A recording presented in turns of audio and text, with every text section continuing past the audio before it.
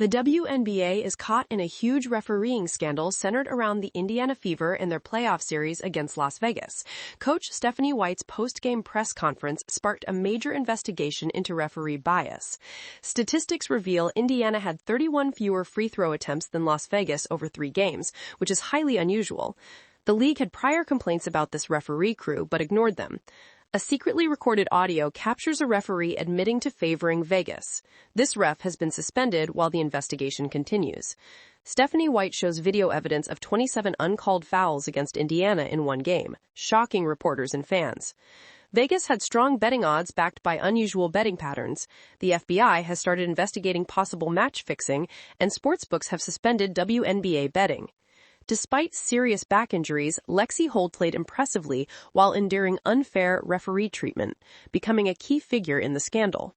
Additional referees claim league pressure to favor marketable teams.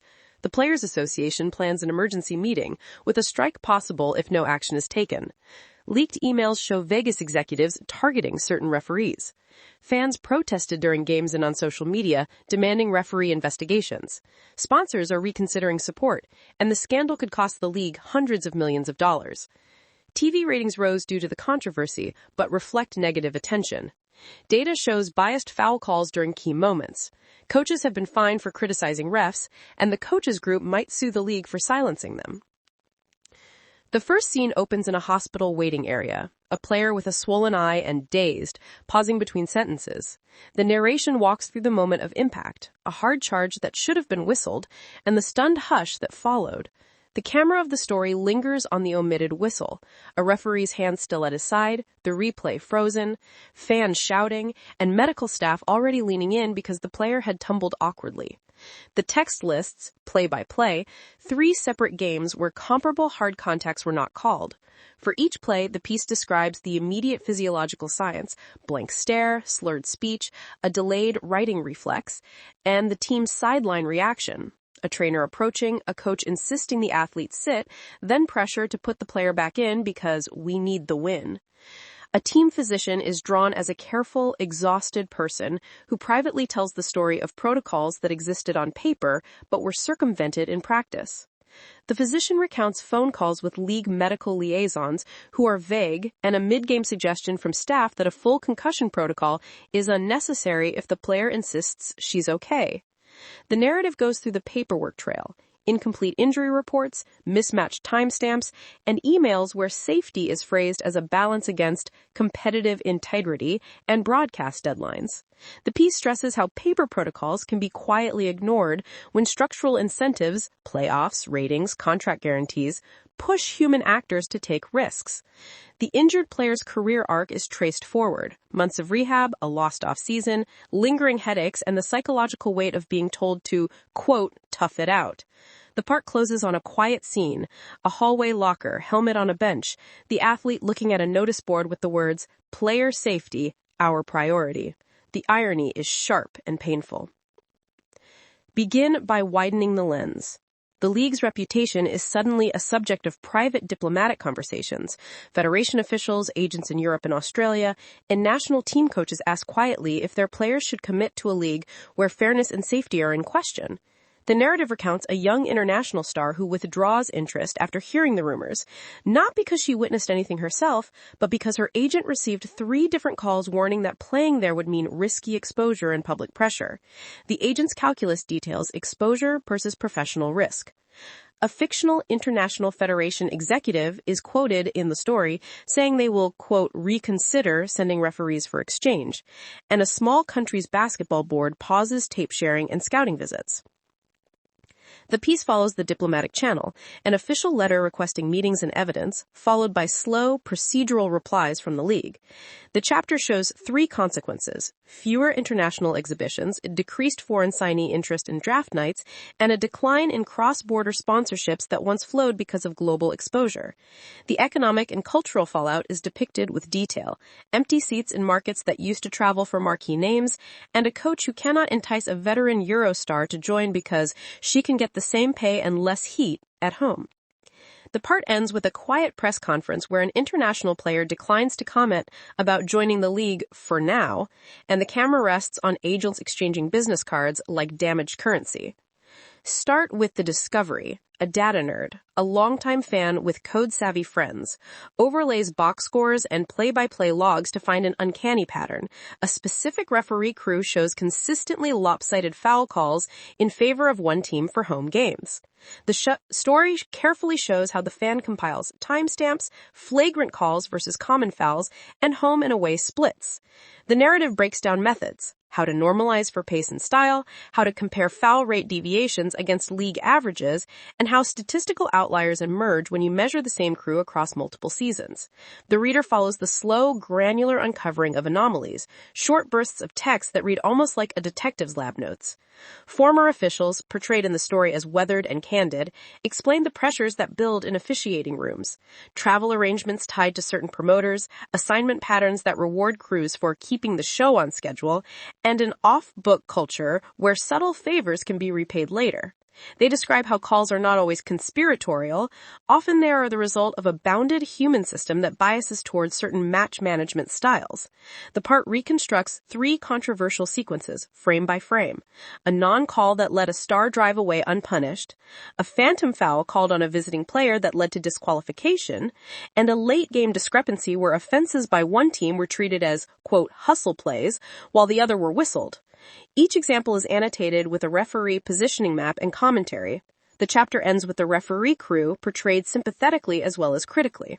Young staffers afraid to contradict assignment trends, and older officials who rationalize questionable choices. The reader sees how a pattern can be less about dark intent and more about institutional rot, incentives, habits, and a lack of independent checks. Open with a courthouse, the clack of heels, the rustle of legal pads. Season ticket holders in a fans advocacy group file a class action alleging they were sold, quote, misrepresented entertainment, arguing that decisions and patterns materially altered the product they paid to see.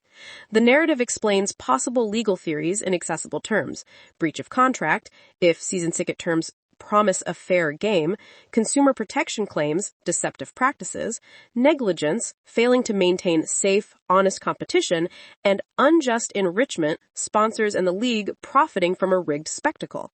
Each claim is described with hypothetical elements and the challenges for plaintiffs, standing, proof, and the need to show systemic intent rather than isolated errors.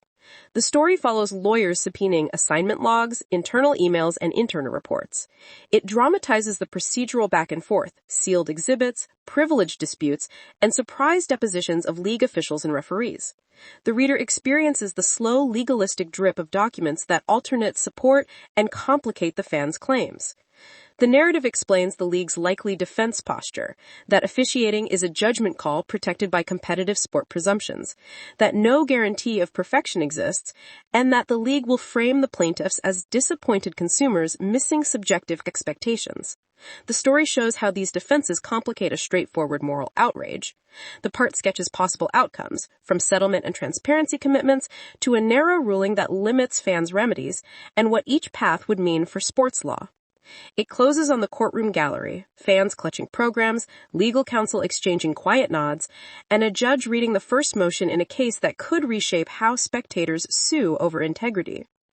Begin intimate, a locker room monologue.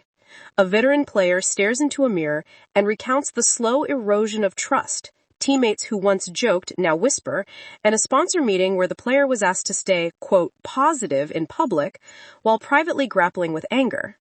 The narrative lists the small accumulating slights, being told to play through pain to keep our image, and ambiguous coaching directives to, quote, let things slide, and fans online suggesting the player is overreacting. Each microtrauma is rendered in sensory detail: the clench of the jaw, the taste of antiseptic in the mouth, the muted notification pings of critical comments. The chapter follows a mid-career player deciding whether to speak publicly or stay silent. The internal debate is narrated like a chess match: reputation risks, contract implications, and the moral cost of silence. The player remembers teammates who lost years to untreated injuries and calculates what she would risk by speaking out. The story traces how familial ties get pulled into the vortex: supportive parents who worry, partners who understand but also fear the social cost, and children who watch from the stands and ask questions that cannot be easily answered. The emotional scenes are slow and granular.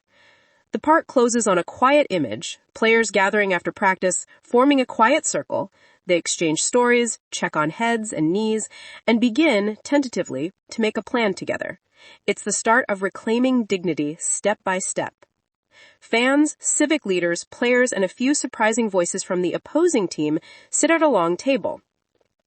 The mood is raw but purposeful. The narrative tracks the slow organization, social media threads that turned into organized petitions, meetings with player union reps, and a growing list of concrete demands, independent review panels, greater medical autonomy for team doctors, and full public release of assignment and injury data. The piece describes a march outside a league office, chants, handmade signs, and a solemn halftime moment where players on all teams wore a band or stood in silence. The description emphasizes dignity and resolve, rather than spectacle. Stephanie White is a coach who finds herself carrying a heavy secret about the game she loves. After many sleepless nights and difficult conversations with trusted friends, she decides to take a brave step. She leaks confidential documents from her team's office. These papers include assignment records, medical notes, and emails that reveal troubling details behind the scenes. It's not an easy choice. Stephanie knows that speaking out could cost her career, relationships, and even her safety, but staying silent feels worse. Her courage sets off a chain reaction. Investigators begin digging deep, interviewing officials, checking statistics, and comparing notes with referees from other countries. The truth they uncover is complicated, not simply right or wrong, but full of difficult questions. At the same time, engineers and technicians work in labs to develop new technology that could help referees make fairer calls. They test sensors and practice using real-time video replays. The league imagines a future where referees are assigned randomly and technology assists in reviewing fouls. But change is never simple. Some team owners worry about the costs, broadcasters fear the game might slow down, players demand quick action, and fans cry out for real reform. The league faces a tough balancing act, trading perfect solutions for what is practical. They promise to consider the recommendations from an independent panel, but the public remains cautious, waiting to see what happens next. Stephanie faces harsh consequences for her whistleblowing. She's attacked publicly, ostracized by her team, and labeled a disgruntled insider. Yet she is not alone. Players come forward to support her, former rivals praise her bravery, and a new generation of officials commits to making the game better. The scandal causes sponsors to pull back, attendance to drop, and trust among casual fans to fracture. The league must confront the difficult question of how to rebuild. They create a strategic roadmap that includes full transparency about investigations, independent medical reviews, investments in new technology, community listening tours, and fan education programs. Each step faces resistance, but it marks a start toward healing. Rebuilding trust requires more than just numbers. It means sharing human stories alongside data. Consistent medical reports, fair audits, better international signings, and slow but steady growth in viewership all signal progress. The league knows that without constant oversight, old problems could return. Institutional change is a long journey, not a quick fix. The story closes with a quiet scene, a practice court at dawn, where players run drills under the watchful eyes of new independent observers and medical staff who now have real authority. A veteran player touches the ball, breathes deeply, and understands the work ahead is far from over. The final message is clear. We have work to do. The scandal is not finished, and the public is invited to stay engaged, share their thoughts, and follow the story as it unfolds.